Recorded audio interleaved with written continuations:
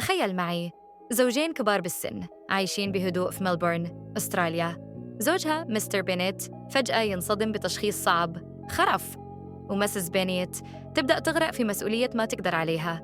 الوضع يضغطها، فتقرر تسوي شيء صعب جداً، تحط زوجها بدار رعاية، لكن علشان تدفع التكاليف لازم تبيع بيتهم. تتواصل مع سمسارة اسمها هايلي، شكلها لطيف، لسانها حلو، وتقول: أنا بخدمتكم، بسهل كل شي عليكم. وفعلاً تساعدهم، تعرض البيت وتبدأ تلف فيهم على دور الرعاية. ومع الوقت هايلي تصير قريبة منهم جداً، كأنها بنتهم. بس للأسف هايلي ما كانت ملاك، كانت تلعب لعبة كبيرة. تيجي هايلي يوم من الأيام وتقترح عليهم: وش رأيكم أساعدكم في أموركم المالية اليومية؟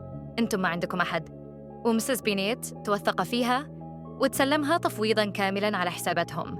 وفجأة هايلي تغيرت، قامت تلبس ماركات، شعرها دايما مرتب، تمشي بسيارة مرسيدس جديدة وتقول لي: مسز بنيت، وش رأيك بسيارتي؟ وهي ما تدري إنها اشترتها من فلوسها هي. تخيل، هايلي غيرت عنوان إرسال كشوف الحسابات البنكية، وصارت هي تستقبل كل شيء في بيتها، والعجوز ما تدري إن حسابهم ينسرق بالهداوة شوي شوي. بس ما وقفت هنا، جت يوم وقالت لمسز بينيت: الحكومة تحقق معك، بتفقدين التقاعد إذا ما دفعتي لهم 40,000. وخافت مسز بينيت وعطتها المبلغ على طول. وفي النهاية صحت من الغفلة، راحت البنك وقالوا لها: وش قصدك؟ كشف الحساب يرسل لعناوين تانية. وشافت كل المصايب اللي سوتها هايلي: 98 عملية شراء بقيمة تقارب 100,000 دولار أسترالي، مكياج فاخر، لابتوبات، سيارات، كل شيء. بلغت الشرطة وقبضوا على هايلي.